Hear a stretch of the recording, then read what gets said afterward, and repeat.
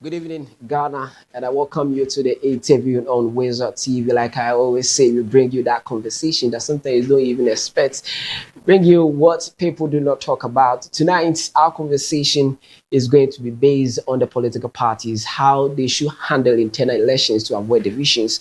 And we are going to critically look at the governing New Democratic Congress, NDC, because they are in power. And of course, the NPP had already, have their internal elections. They have their flag bearer already.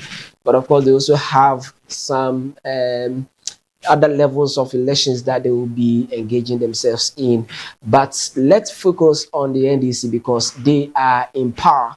And if there's a slight mistake or something like an oversight, or if they don't take care, if their internal elections heat up in a way, it can affect the government's performance. And so that is what we are going to look at, how they should handle the internal elections so that it will not have any impact on the train that is moving when it comes to governance in this country. You've seen them in power for over 1.5 months now.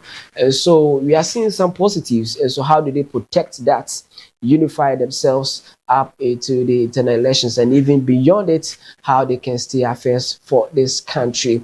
And so tonight, this is where our conversation is going to be. And this is where the focus will be on the NDC, how political parties should handle internal elections to avoid divisions and further issues that we see them always erupting after internal elections. And so tonight, be with me and be my super guest. When you go for this break and return, I will introduce to you my guest. Of course, he's been already speaking on WoezorTV for some time now. And so if you have been following our conversations on the breakfast, you will know him. He is not so much known to the media. And tonight, I promise you that you will enjoy him. So let's go for this break. When you return, I'll introduce my super guest to you on this conversation. I am Godfred Amwafo.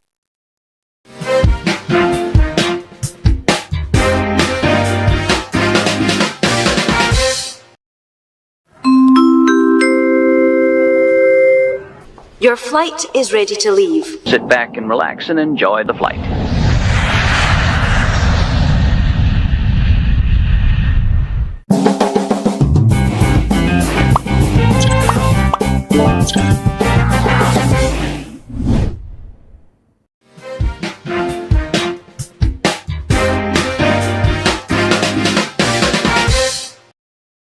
All right, welcome back from that break. Professor Abdulai Kuyini Mohamed, he is with the Department of Political Science of the University of Ghana, is my guest. And guess what? You will enjoy him, like I said. Let me not unravel anything at the moment. Let me welcome him to the show. This is the interview, and I'm Godfred Amwafo. Prof, good evening and welcome to the interview on WoezorTV. Thank you, and then thank you for having me. I trust you good. Yes. First time meeting you face to face. Yes. I'm happy meeting you. Like I made mention in the beginning, we are looking at how political parties need to handle internal elections. So this is what we are going to talk about so that it will not have implications, especially with the ruling government. Because sometimes when there are divisions in parties, and you are in government, it affects your productivity and the people suffer. So NDC going into the internal elections, how they should handle it. But first, let me ask you, you probably are an expert when it comes to governance and politics in this country. So far, how do you view the John Mahama-led administration? So far, 1.5 years. Let's have your take on it. What's your assessment about it? Yeah, so there are several indicators to determine the performance of the government. These performances run across economic, social, political, technological, and all that. So let me start first with the economic aspects. And with the economic aspects, we have to be looking at the macroeconomic indicators. When I talk about the macroeconomic indicators, I'm talking about things like GDP. When I talk about GDP, I'm talking about the gross domestic product.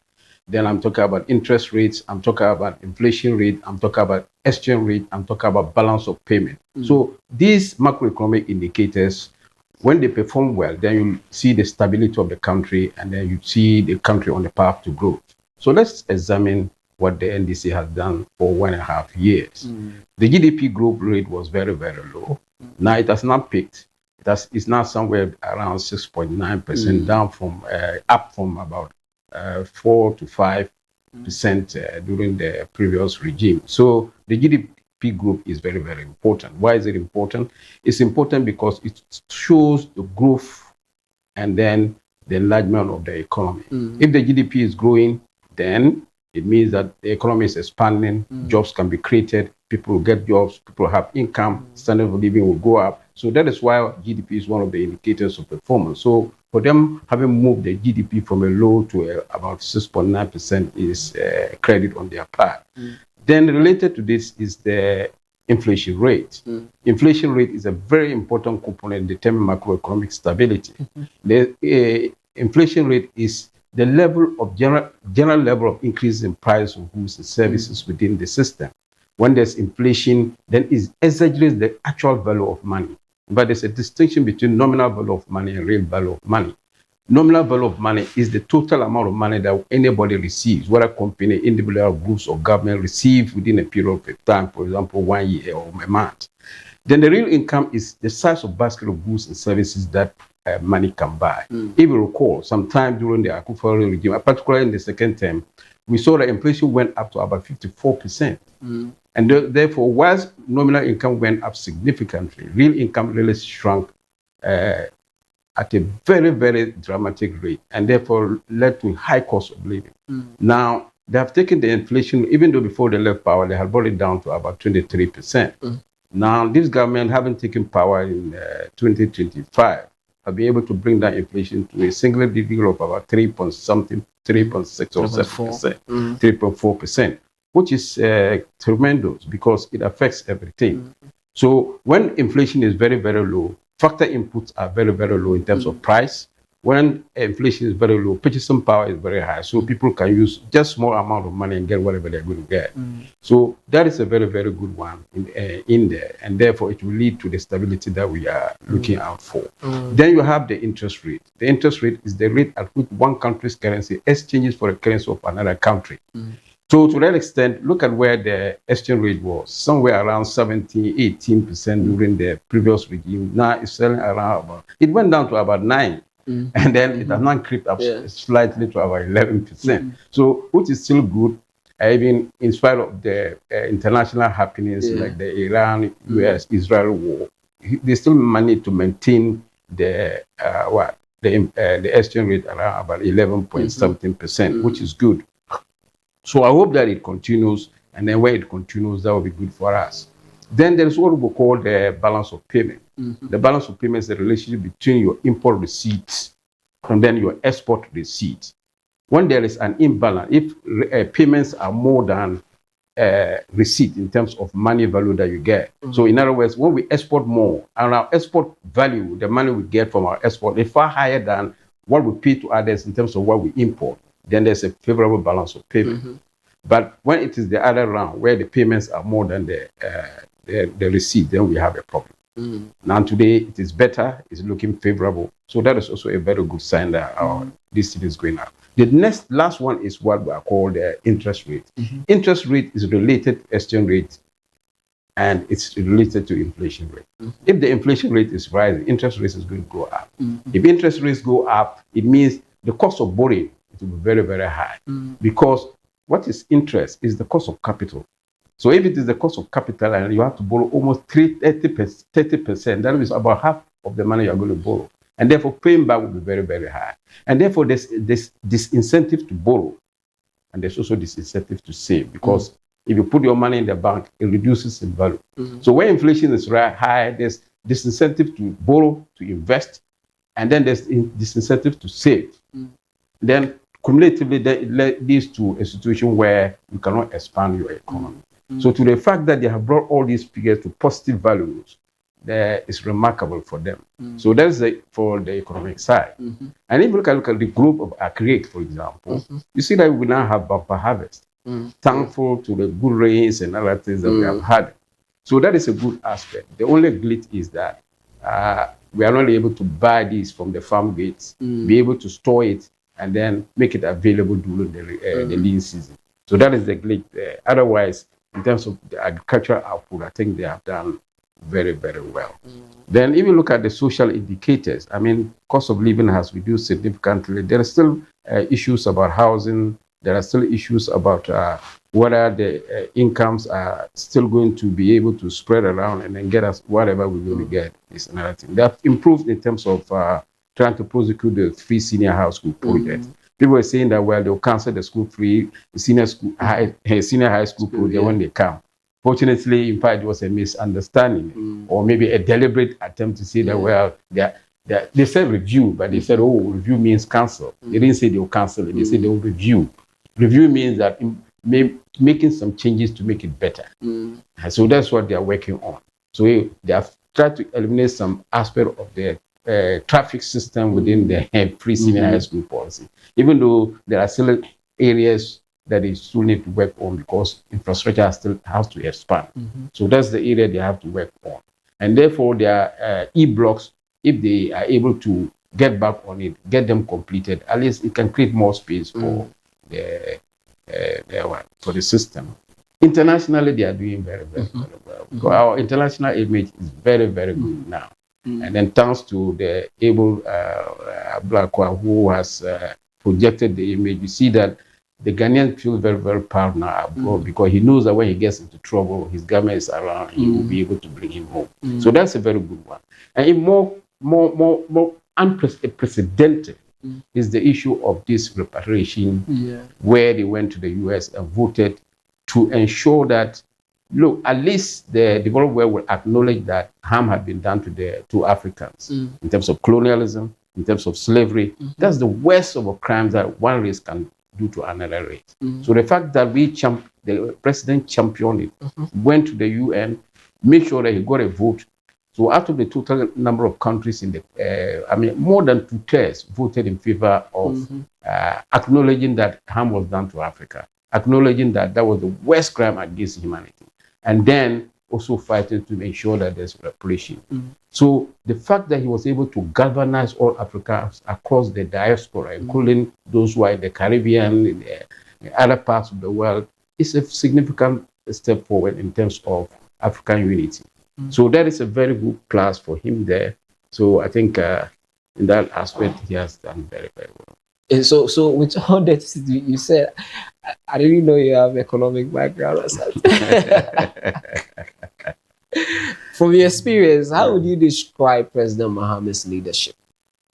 Yes, the gentleman is a collected, cool man. He reflects before he acts, and that's very, very important. He's sober. And therefore, when there is silence, when you don't react, when there's something, but you take time to study the situation before you react, that is a hallmark of leadership. Another hallmark of leadership is patience. If you are not patient, you can't lead a state. You need to be patient. But you also need to be resolute. And being resolute means that you must punish offenders.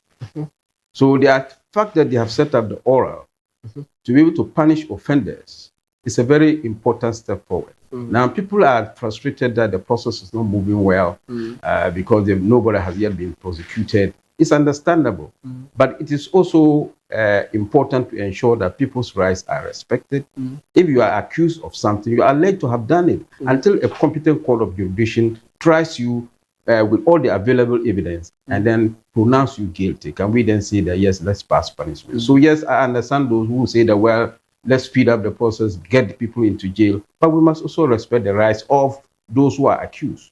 So if we don't take our time, we'll throw innocent people into jail. And that will not be good for our democracy. And therefore, I expect a true due process to take place. Let's be diligent. Let's bring all the facts. Allow the accused to bring in their evidence. If there are further and better particulars they need to bring, allow them to bring, so that when at the end of the day, everything is examined and then anybody is punished, nobody will say that, well, justice has been miscarried. So to me, to that extent, I understand it. So let's not rush it and then ensure that those who are alleged to have committed crime probably are sent to jail without any cause. So let's thoroughly investigate it, ensure that all evidences are brought so that if anybody is guilty, then he or she can be punished. Yeah, so the cry for them to rush through it can also sacrifice justice. But then, are they not justified a year and a half and nobody has been put before even trials or something? Yeah, so that is how the court system works. In fact, we need an expansion of the court system within the system because we need more judges at all levels of the judicial system. Because there are huge cases mounted. Some cases are about a year ago and they have not yet been attended to. And therefore, if you have to really have justice, because it's not just one day, because that's why they say that even you can bring some particulars today, but they say go back and bring better, further and better particulars. It may take you some time to fetch the evidence and bring. So that time they allow for you is to ensure that justice is executed. But if they say, well, go tomorrow, bring the evidence, and to not take you, it will take you more than a week or two or a month to get the evidence, then you see justice is not carried. So I understand the frustration. But if we want to do a good job, then either we set up a temporary fast-track court so that we can get specialized staff judges to sit on it and fast-track the cases and then prosecute them. And then so that we have this, so that they can sit every day, even if it's on Sunday. And that is where his 24-hour economy comes in, kickstarts in. So they can sit throughout 24/7 so that they will be able to get us speedy judgment and then speedy determination. So yes, I understand the frustration of Ghanaians, but of course, let us also not be unmindful of the rights of those who are accused. Very, very. Do you think that President Mahama has justified himself coming back into office as president? For sure, yeah. So even just look at what I've just told you about the macroeconomic indicators alone. From a debt of 110 billion from independence to 1960 to 2016, the Akufo-Addo took it from 110 billion to 750 billion. That's huge, but nothing to show for it. That's a huge jump just in the space of just 8 years. Look at the way their public debt increased. Then he comes, he says, and then look at the domestic exchange program. People who have worked very, very hard, put their money, retirees, so that will be their source of income when they retire. Then you give them a high card. How do you expect them to survive? Unsurprisingly, some of them die. Some of them are in wheelchairs today. So coming back and realizing that, look, if we don't pay these monies to these bondholders, then it means that there will not be trust in government. If government floats bonds, nobody will buy. But we also need money. So we are borrowing not only internationally, but also borrowing domestically. And the bondholders are the people who give government loan domestically. And therefore, if you frustrate them and let them lose trust, once trust is destroyed, forget it, you will not be able to get anything done. So that is why it is important that we pay them this money. And when he came, that was the first thing he did. Pay them off their monies. Don't postpone it to 2030, 2036. No. Pay them off so that restore the confidence, so that you know that once you buy government bonds, you are sure that you get not just your principal, but the dividend that will come with that investment. So that is a very good start because it restores confidence. And you see that internationally, you see that we're at junk status in terms of the performance of our economy. When he came, he moved from junk into positive zone. So it restored international confidence again in the economy. We cannot go into the international market and borrow. So you see the international market, we couldn't borrow again. Nobody wanted to loan money to us. So the fact that he has restored this confidence is a very, very important part. So you are seeing that our debt to GDP ratio was about 75.something%. He came, he has brought down the debt to GDP ratio to about 46%. That's a huge, huge, huge reduction in terms of our debt. So he's doing very, very, very well. He has polished the goal for oil thing that the MPP brought by establishing the gold board. The difference between the gold board and then the goal for oil was that the goal for oil was not transparent. We go beyond that. And his resolve is that he wants to take the economy to a level where at any given moment in time, we'll have not less than 15 months of import cover. And the level at which our reserves are pegged now, we all have about more than 13 billion US dollars. That's huge. That's more than 3 months of import cover. So at that level, he has done tremendously well. So for me, what I just want them to do is look at the farmers. The farmers are struggling. If they don't buy the goods, there's huge amount of goods, produce, farm produce, rice, maize, cassava, yam, and whole lot. Yeah. And it's lying at the farm gates, and they're not getting the buyer. So it behoves of government to buy these and stock, and then release to the market when it's a lean season, so that at least the farmer will have relief. Because my fear is that if they don't buy from the farmers, it may be a disincentive to invest in farming next. So that's the problem I have.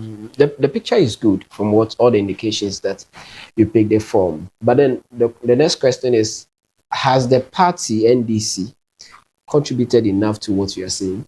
Yeah, sure. Because you see, these indicators cannot move by themselves.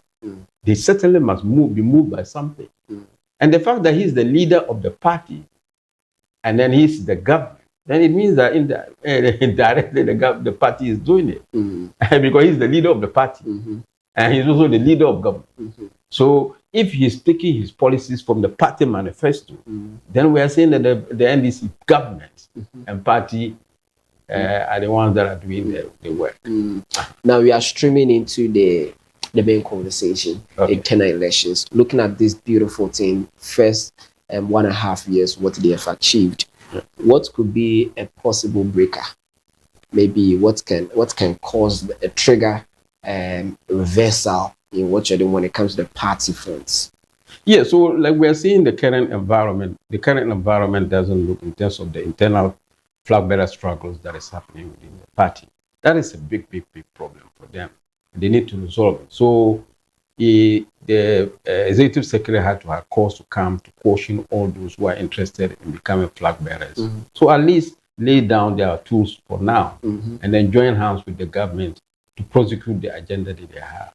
Because you see, like it or not, the performance of the Mahama's government will be the bedrock upon which you will lay your campaign. If he fails, forget it, you fail. Because concentrate on what you have promised the people of Ghana as a party. So the people of Ghana are not seeing you as this individual, that individual, that individual within the party. The people of Ghana are seeing you as the NDC government. So if they are seeing you as the NDC government, then we have factions within the party jostling for power, which is even premature because he's only 1.5 years into his 4-year term. And what's the basis for juggling for power right now? It's not the last year. If it's the last year, you even understand. This is just with just 1.5 years into his 4-year term. So why the struggle? Why the haste?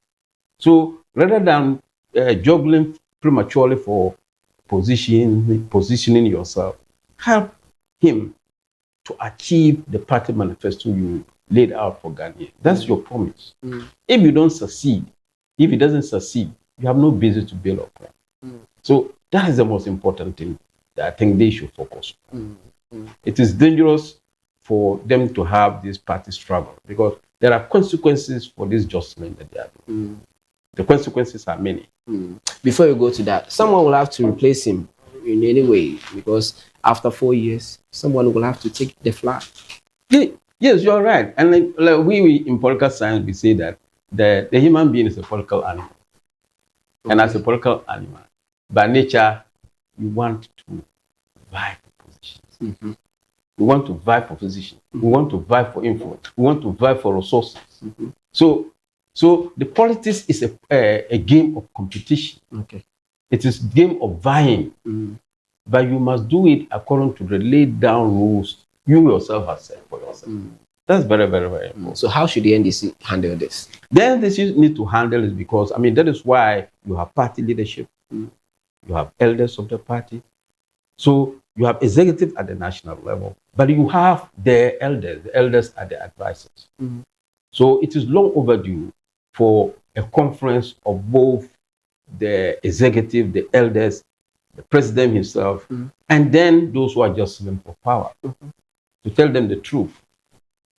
And then to put it plainly, that there will be sanctions for non-compliance. That is very, very important. Otherwise, the way it is going, then it can lead to division. So they need to sit up. They need to call a conference of the executive at the national level, in conjunction with the elders and all those who are jostling for power. So that they'll sit down and discuss it once and for all, and then put it across that there will be penalty for non-compliance or whatever protocols and communique that will come out of the meeting. Very, very important. Do you foresee if it's not properly handled, it can affect the performance of the government? Oh yeah, sure. That's why I'm saying that. That's why I was just going to put it out. You said, well, before I go there, there are consequences for all that they are already doing. The first consequence is that there's a concept we call there's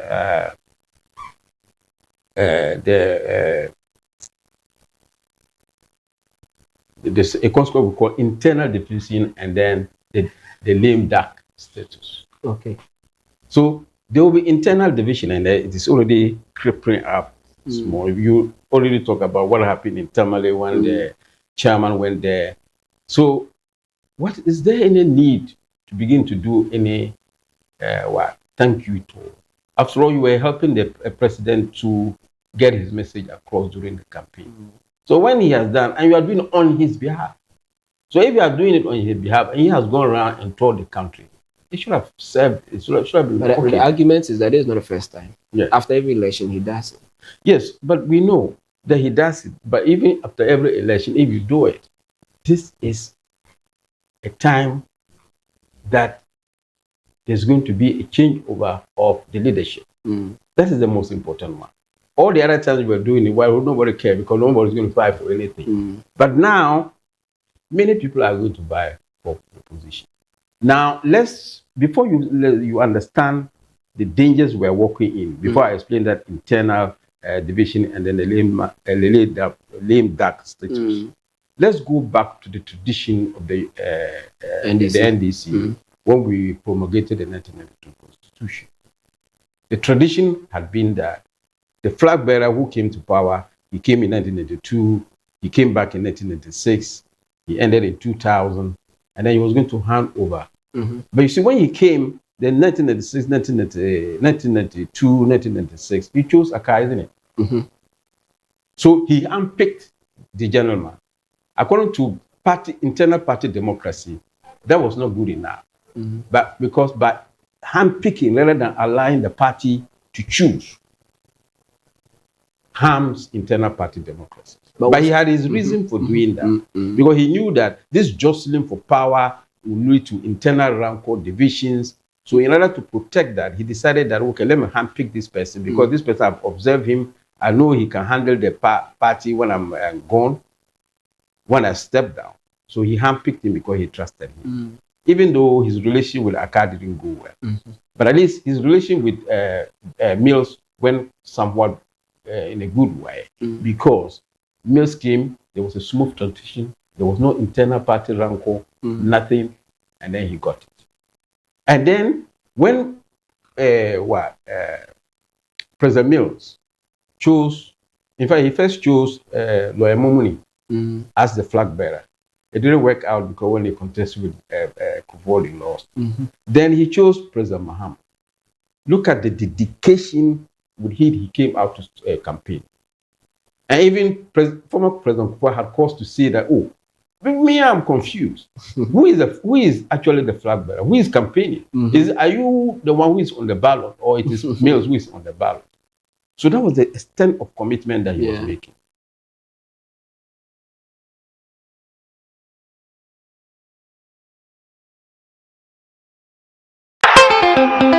Esan se men tutu mama mrase na men pese mama mra be yirenti me di biara Ghana na me num biara nso Ghana se ba no afa hye ne apuntuo biara se dia me di dem ho diara ne officer bite na huso dedi wo de obehwie biara mu occasion biara ya mamre dedi wo mu no de e kire yensu e wo afa hye eye ni apuntuo ase de obetime di officer bites asom wo hoho unumu a e koyo Officer Bitters, made in Ghana.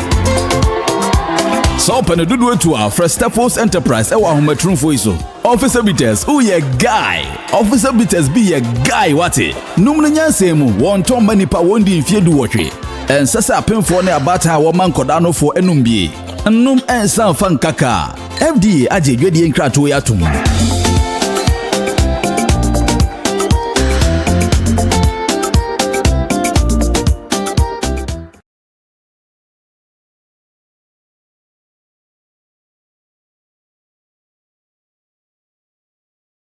So the way the relationship between President Mills and President Mahama went, people trusted that, oh, and after all, this tradition we have chosen is working well for us.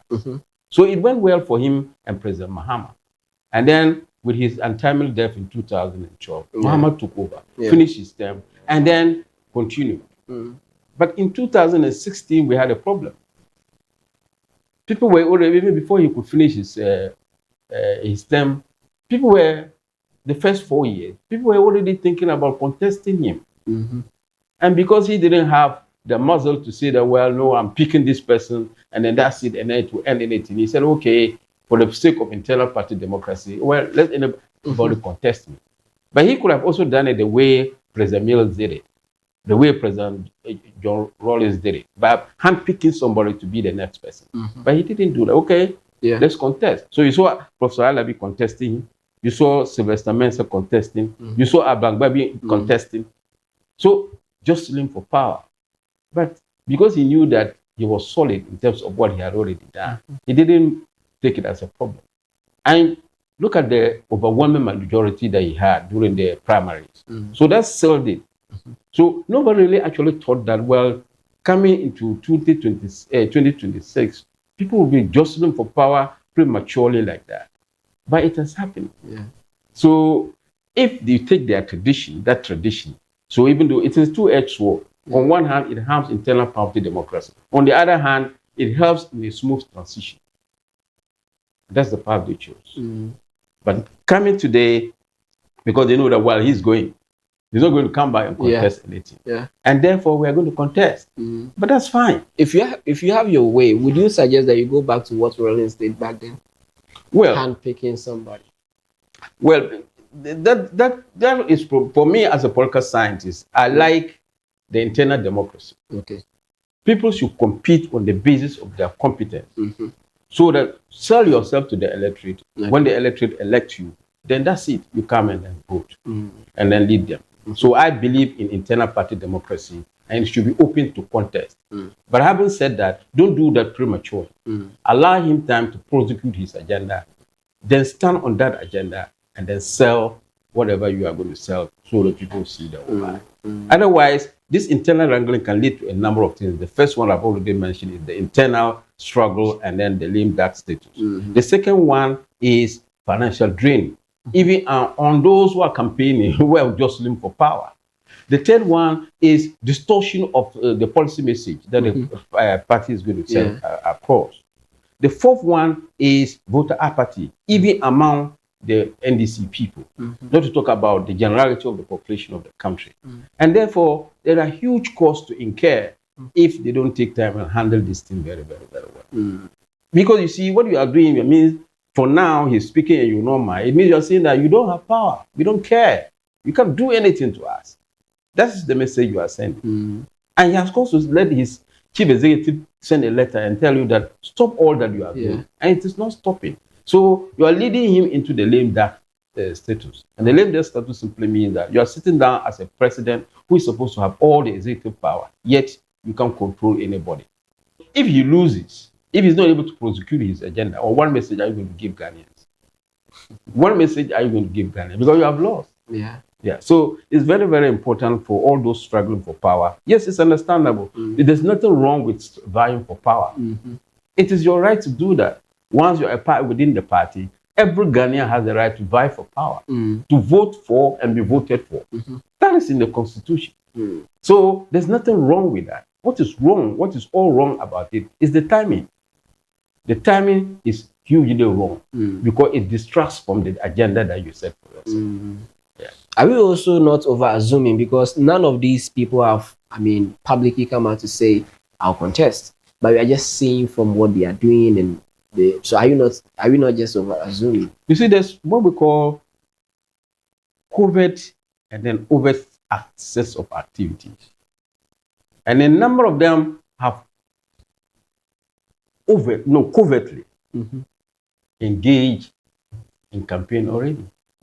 People are engaging in the keep fit walks. People are engaged in the thank you tours. People are engaged in just trying to be motivational speakers, gather people. People are organizing secretly by allowing people to organize for them and meet people secretly somewhere. It's happening and we are seeing it. So it's not that it's not happening. It's happening. So in the stance, we just see like, okay, normal, they are doing the normal things. Yeah. So but politically they are campaigning.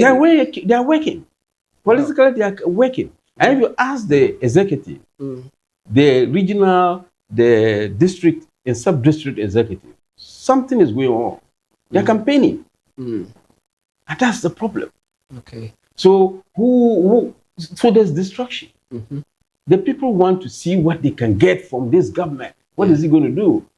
Then after that, then you can then talk about them and who is going to succeed him. But you have not done that.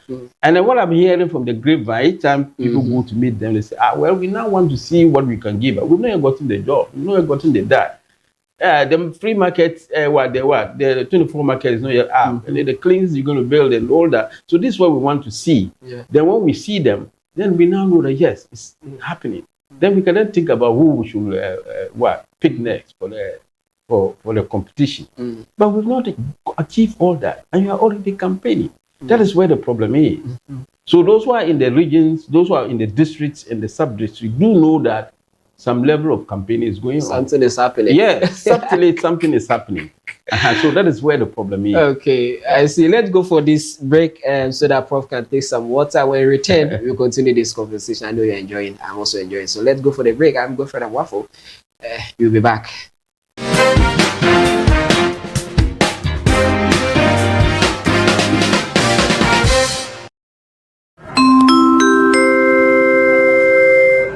Your flight is ready to leave. Sit back and relax and enjoy the flight.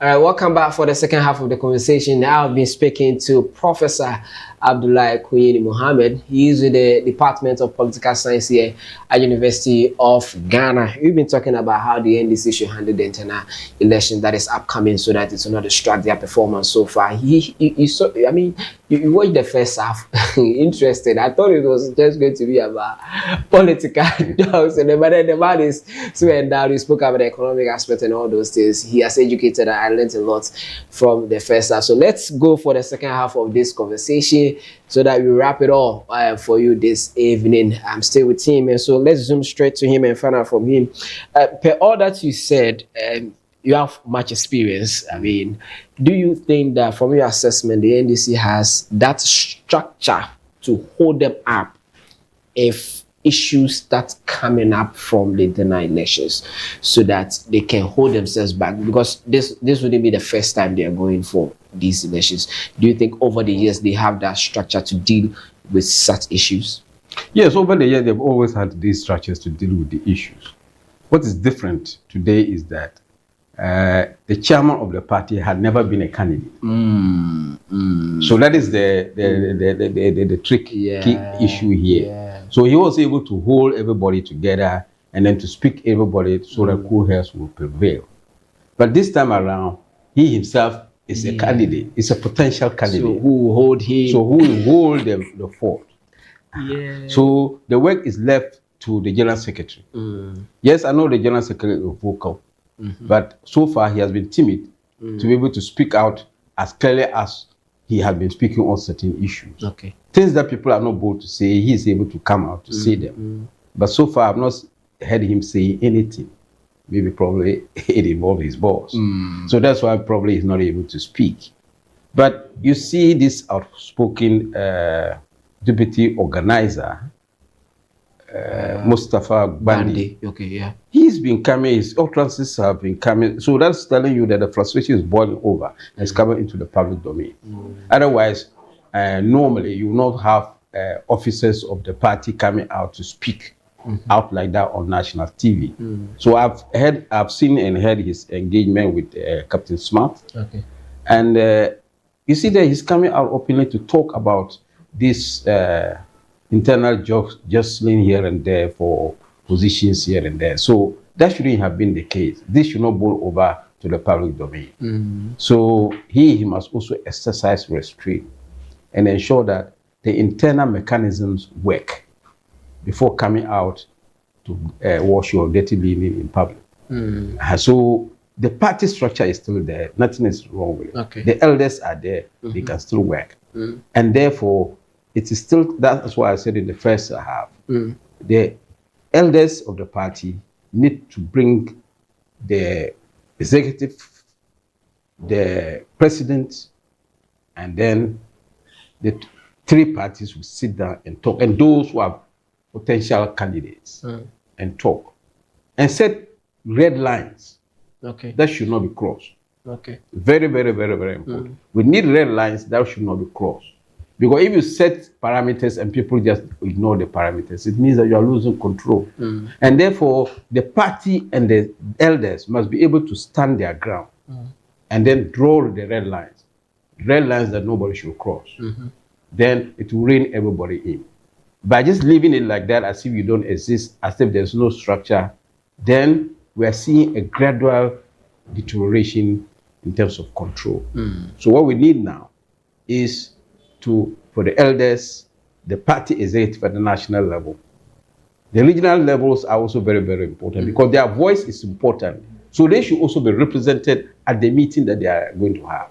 So get regional executive, get national executive, and then get the elders of the party and the government together with those who are potential candidates. So that they'll sit together and then together draw the red lines. The red lines which nobody should cross. And then ensure that, or put it across that there will be sanctions for crossing the red lines. Okay. Very, very, very important. Because the party has power to say that no, because you are not obedient to party rules, we will disqualify you from contesting. They can do that. Yes, they can do that. So not that they don't have they don't have the power to sanction. They have the power to sanction. But so far, they have shied away from sanctioning. Maybe they still want cool heads to prevail. Okay. And I think cool heads can still prevail. So they need to organize a meeting quickly, get these elders to sit up, get the executive to sit up, and then get the government to be bold and calm and call everybody together to a round table and discuss and set the red lines. How quick should this be, looking at the situation at the moment? Oh, yeah, it needs to be done quickly. So anytime from now, getting to the end of the month, they should be able to organize a meeting. Okay. And ensure that these red lines are drawn. And then make it manifestly clear that there will be sanctions for crossing the red lines. Very, very important. Looking at your experience, you've observed them for quite a long time. And yesterday, NDC turned 34 years. Yes. Yes, so you've known them for a while. Looking at the internal election, this is the first time they've been to several internal elections, of course, that you know. What is their strength? What stands out for them anytime they go into the election that they can stand on or harness for me to make a success?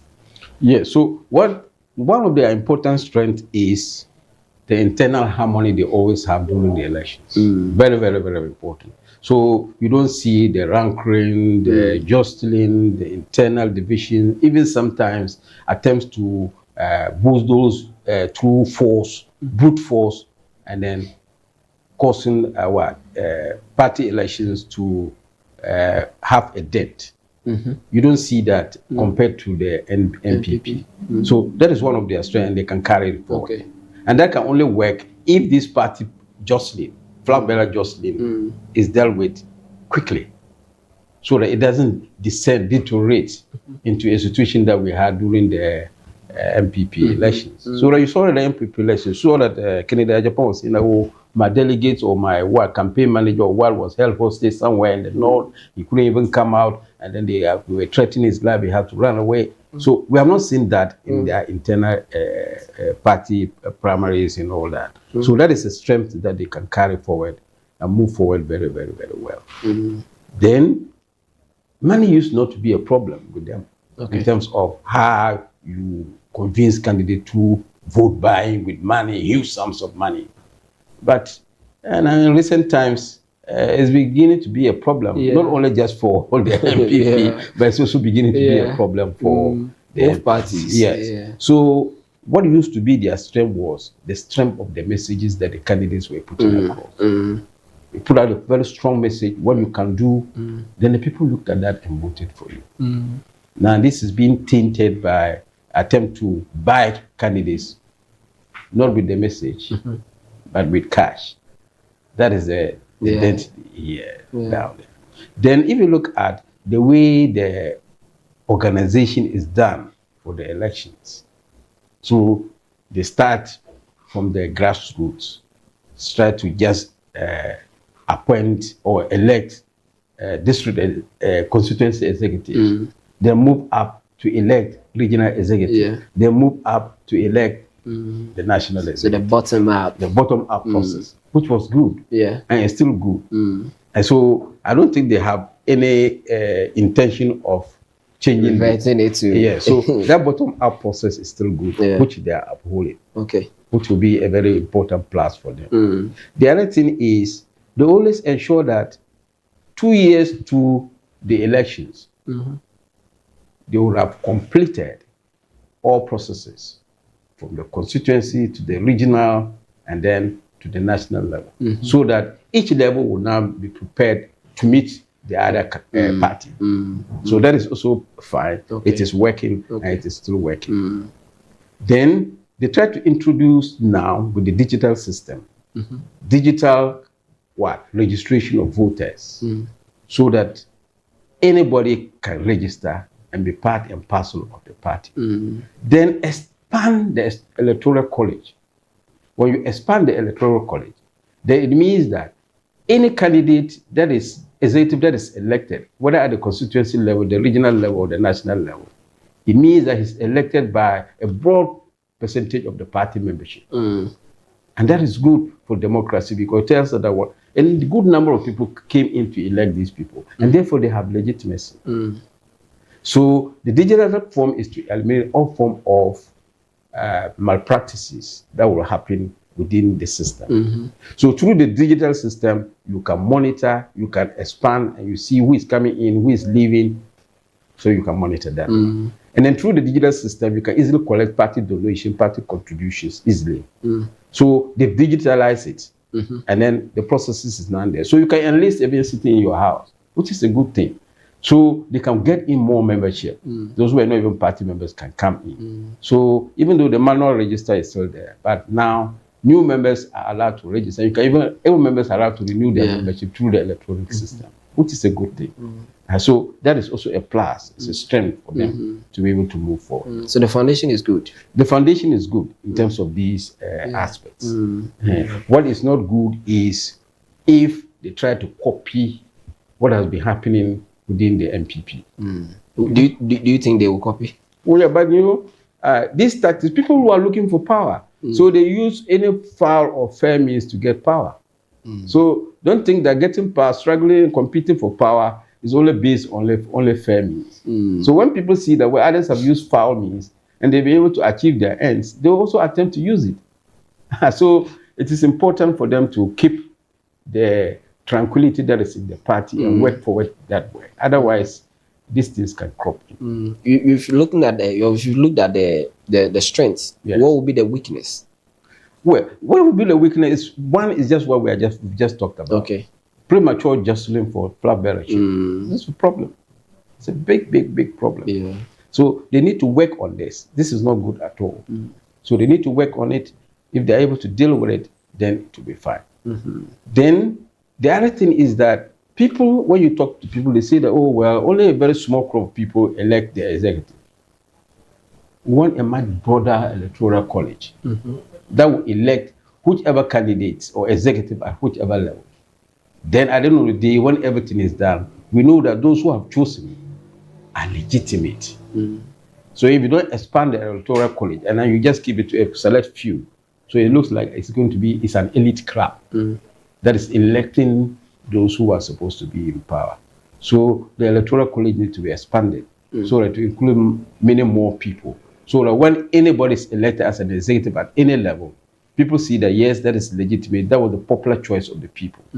Yes. So that one too, they have to work on it. Okay. Very, very, very important. Is the NDC popular and attractive? In Ashanti? No. I mean, in Ghana, are they? Yes. At the moment? Yes. Oh, yes. I mean, look at the overwhelming majority that they had in parliament. Unprecedented in the history of this country. That is fine. But the ability to sustain that support is what is critical now. And it is critical because you need to ensure that what you have promised them, you will deliver. If you compare to what the MPP said, 1 village, 1 dam, 1 constituency, $1 million, 1 village, 1 dam, 1 district, 1 factory. These were hugely ambitious. Yeah. But they have come, they have said, oh, we're going to do this, for example, the 24-hour market. And they are already taking money to all the districts, all the regions to build the markets. Sites have been cleared, they have started building, and it is decentralized. The money is given to the district assemblies to do it. It's not held at the center. So why are they doing that? To have quick prosecution of the projects, so that there will then be supervision from the top. So that is, the decentralized system is good. The only thing is that they have to work to ensure that there's accountability in terms of the monies that they are using at the local level. So, but if you concentrate all the projects at the top and the money at the top, you will not be able to execute the project within the short period that you have. So the fact that they have decentralized it to give the money out like this is good. The other thing is the big push that they are doing. This is a good project. And it was already in their manifesto in the 2020 elections, even though they didn't get the power. So this big push is fine. And look at the gamut of roads across the country that they are implementing. There's no district, no region that is left untouched. That's massive. Yeah. And they've poured a huge sum of money. And what is interesting is that these monies are not borrowed funds. They are monies that are generated within this country, within this period of time that they have been in power. That is a huge plus. Yeah. So if they are able to prosecute these projects very, very well, some of them have started, the roads minister is working very, very well. He's always on the tracks. That is what we are supposed to do, rather than being an armchair officer. You like his work? Oh, I like his work because he's going around. So to see who is doing what, who is not doing what. So if you are not doing, they'll call you out. So even the fact that they are even naming and shaming, put the contractors on their toes. And he has warned that if we warn you and you still are not putting up, we'll just simply abrogate the contract. So that is good. And if all projects, government projects, can be monitored this way, I bet you we will be able to go somewhere. Our problem is that we just give it out when we are sitting. We don't go to see what the contractors are doing. It's only when they finish and they are bringing their certificate. Even when they bring their certificate, we don't go to inspect. That is our problem. So if we can, that is why we make a distinction in public policy between evaluation and monitoring. Monitoring is ongoing supervision as the project is being implemented. Whilst evaluation has two aspects. There's what we call ex-ante evaluation and ex-post evaluation. Ex-ante evaluation is to evaluate all the protocols before the project starts. And ex-post evaluation is to evaluate to see whether you have achieved your objective at the end of the project. So if you are only doing ex-post evaluation, how will you know deviations? If you are not doing ongoing monitoring, how will you know that this has deviated from the path? And then we need to correct it and bring it back to par. You need to be monitoring, ongoing monitoring. That is the supervision, ongoing supervision. Then you need to evaluate at the end of the project to see whether the project has achieved its objective. If not, what has happened? Where is the problem? How can we fix it? And then you then go and fix it. Our problem here again in Ghana, and not only just for this for a long time, is that we don't evaluate our projects. All we know is that disperse the money and then that's it. The only time we come to evaluate when it is foreign funds, and they build in evaluation, then it becomes compulsory for us. But for our own money, we don't care to evaluate. And that's also our problem. Yes. Very well. Who succeeds President Mahama? It's too early to have, start talking about those things. But then, do you think, how should the NDC view it in who actually comes after him? What specifics should they look out for, looking at the standard the man has raised the presidency to? Yes. So he has set the mark. The bar is very, very high now. So anybody, and that is I set a standard not only in the NDC, but also for the MPP. Okay. So they already have their flag. You know what I'm saying is that there are certain things you can no longer do. For example, if you come to power, even if in the event that maybe the other party wins, you can't select more than 60 ministers because he has already set the bar. Yeah. Are you getting that? But there are about 100 and something ministers. So, but he's telling you that you can work with 60 ministers or less. So, if you come and you want to appoint more than 50 ministers, 60 ministers, people will be then questioning, well, what for? All them will all come with all the the benefit that comes with the Land Cruisers, the saloon cars, the fat allowances, and all that. That's draining public resources. So, he has set a standard there. He has also set a standard in terms of the way he has managed the economy, the economic stability.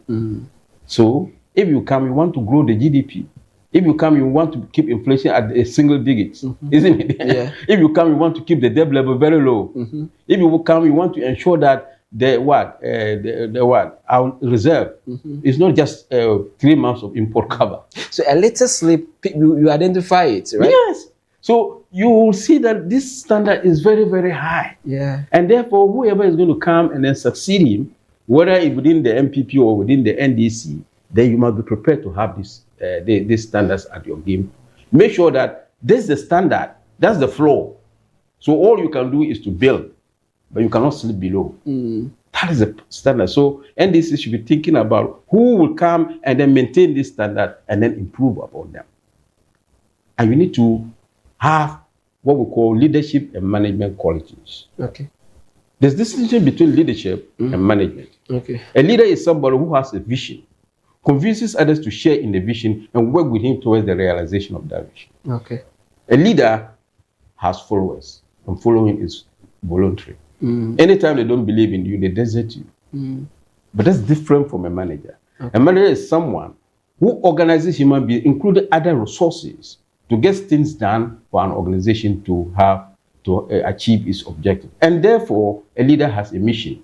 Whilst a leader has a vision, whilst a manager has a mission. The mission is drawn for you by the owners of the company. Yeah. But as a leader, the vision is drawn by you yourself. A leader has followers, a manager has subordinates. So which one do we need as a country? We need a combination. And therefore, whoever is going to be chosen as a leader must have both leadership qualities and managerial qualities. Because if you don't have managerial qualities, you can't organize anybody to get things done. If you don't have, if you are not a leader, you can project a vision so that people will share in that vision. So we need somebody who will be able to project a vision so that people will buy into that vision and follow him voluntarily, not because he is forcing them to do it. But he must also have the organizational skill to organize everybody, put them together to the wheel, so that they will deliver what is supposed to deliver. With the baskets we have so far, do you see any? Maybe you may not want to mention any name, but do you see any? No, I mean, naturally there will be a number of potential candidates that will be there. As to whether they will be able to tower above personal squabbles, okay, and then stand out among the lot, is what will do the trick. So yes, most of them are potential candidates. Okay.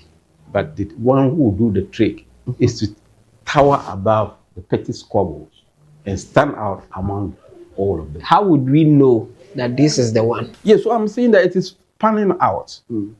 Some people, we have not already seen them. Okay. This now they are now exposing themselves through the roles that they have been given. And then through their public utterances, through their actions, through their commissions, through their omissions, we are now bringing out the scorecard. Okay. So both party members are recording, and Ghanaians are also recording. Yeah, so it will shape up. Okay. So it will shape out, and to only shape out better depending upon how you perform currently, what your utterances are, and your personal disposition. Utterances will play a role. Utterances will play a role. Your public utterances, what you do say. When you speak, do you unite? Okay. When you speak, do you divide? Okay. When you speak, do you project party message? Or are you sending a factional message? That's very, very, very important. And people judge these things. Even your personal disposition, how you carry yourself is very, very, very important. Remember, you are coming to lead a nation of 33 million people. Yeah. And then your qualities must be sterling. That's very, very, very, very important. So personal outbursts within a short time, you flare up or this, or you're speaking in a way that does not promote unity or something. People are judging all that.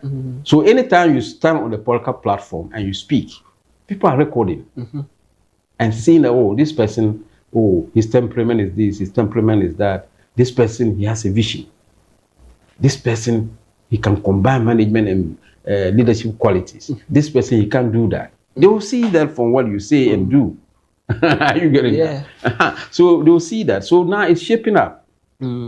For polls can change at any time. In the US, they do it, sometimes they do it monthly, by monthly, or maybe half a year or something. So they do it all the time. So these ones change. Okay. And so people should not be fixated on what has just currently come or have not come. These things can change. Fear delegates. Exactly, fear delegates. And then, so these things will change. So how you carry yourself will determine whether you be the candidate that Ghanaians and the party really wants. When you see a candidate that is gearing up to become a leader, do you see? Well, I do. But I don't want to say it because by saying it now, oh, well, this person said that, this, that. So I don't want to say it. So but I'm only giving you... As of now, you can see who is the... Oh, yeah, sure. I can see. I can see a number of candidates. Okay. But I'm just watching as the time goes by to see who actually emerge on top. But I can see a number of them through their utterances, through their omissions, through their commissions, through how they handle their portfolios that they have given them. Very, very, very, very important. And leadership involves also managing interpersonal relationships. Very, very, very important. Remember, you are going to manage people. So if you don't have people skills, it's a big problem. If you don't have people skills, it's a big problem. If you have a tendency of being snobbish, if you have a tendency of just brushing people, but if you have a character of being condescending, a character of being down to earth, or character of having a rapport, even with ordinary people, then people know that you are the one who can touch base with ordinary voters. Very, very important. Yes. I think we will be wrapping up with this conversation, but then let me ask the final message to the NDC. What would it be? The final message to the NDC is that all members of the NDC, including those who are jostling for flag bearer positions, must cease in their various tracks and come back to the party government fold. Help the government, help President Mahama to succeed in the manifesto he has put out to Ghanaians. Help him to succeed and get the fruits. Then you can then stand on the fruits as the platform to campaign for power. Your success is a function of the success of Mahama's achieving his objectives. If he doesn't succeed, forget it. You can't message yourself. You can't market yourself very well. And therefore, everybody should leave whatever he's doing and come to the table, help him achieve his objective. Help him prosecute the 24-hour economy. Help him with his big push. Help him with building his international reserve so that we reach about 15 months of import cover. Help him to do that. Help him in all aspects. Help him in the agricultural sector so that he'll be able to... He just went recently to Belarus. And then he's trying to bring a number of initiatives here so that will deal with the farmers' problem here. So help him in that if you are an agric minister. That is what he wants you to do. Whoever you are, wherever you are, that's what he wants. If you are a party chairman, if you are a party secretary, he wants you to prosecute the message. Your message, wherever you meet people, Ghanaians, party members, prosecute, tell his message. And tell them where you are in reaching the objectives. Tell them where the party is in reaching the objective. What are the challenges and what are you doing about the challenges? That's what you should be selling to Ghanaians, not who will be a party flag bearer when Mama goes. Mama is here. He still has almost 3 years, 2.5 years to go. So help him to succeed. When he succeeds, you succeed in your ambitions. Solid. Prof, do you watch ball? I do sometimes. I used to. Well, for now, things have moved up. You know, when we were growing up, I used to be a very a very strong supporter of Accra House of Folk. Accra House of Folk. Okay. And there was no match I was missing here. I was always there. Oh, but nice. When Ghanaian football became anything, and then even Ghanaians themselves don't watch Ghanaian football. We are now watching it. So when you don't now ask someone, oh, are you a House supporter, or are you a Kotoko supporter, or are you a Olympic supporter? We ask, are you Chelsea, are you Manchester, are you Barcelona? Is that what we ask? Yes. And we should come back. And we can only do that when Ghanaian football improves. We have to get back the style, the style. And then people begin to love Ghanaian football. What do you miss about House of Folk? Oh, you mean what I miss about them? Oh, there used to be important players in the play who were doing very extremely well, like Mohamed Polo, for example. There was this gentleman called, long day, maybe you may not know him. There was this gentleman called Mama Akwa. There was a gentleman called Joe Dakuta. There was a young boy called what? I forgot his name. Tete Chendu. These are 1990. Those days, these were really, really great players. You love and they were not playing because there was even no money to take home. So they were playing for the love of the club and love of country. But today money has overtaken. So these young ones who have now come, yes, they are doing well. There are Samojans, the Suleiman Taris, and who is that? These are all oldies now. The young ones, I don't know, like the Abedi brothers. Jordan, are you? Those ones. I don't know them. Oh. I don't know. So maybe as they are beginning, I have to sit glued to the TV and then get to know them more. We are the World Cup season. Yes, I know. So maybe I have to glue to the show and know them more. Otherwise, I used to like Ghanaian football. Ghana is participating. Yes, Ghana is participating and we need to support them. So that at least they will carry our name very, very high. Do you think we can win the World Cup? Well, let's start slowly. Let's start slowly and then we can build up. Because you see, to win the World Cup is a function of your training.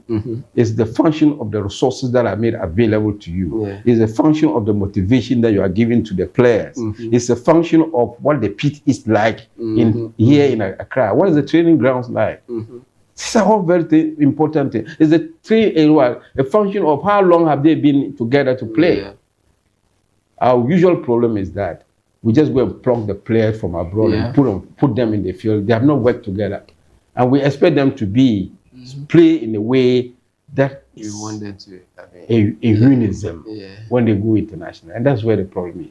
So if we can catch them early, get them into the football academies, train them, groom them, get the best ones, send them out there. Then we'll do well. Prof, give our blasters a message too. Maybe they will watch you, definitely. So the message I want to give to the blaster is that all of Ghana is behind you. We are giving you your support.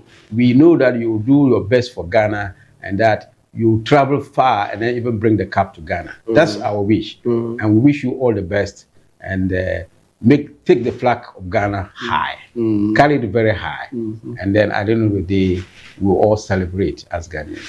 Professor Abdulai Kuyini Mohamed is with the Department of Political Science here at the University of Ghana. My name is Godfrey Nwaf. Tonight, we spoke about how the NDC can handle the internal elections so that it will not derail them from what they've achieved so far. 1.5 years in government, and so they need to protect themselves.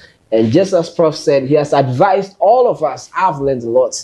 And this is one of the most educative interviews we've had on this platform. Let's meet next week for another one. And so I will say a good night to you all. And I wish you the Blasters well for your upcoming game. It's a good night.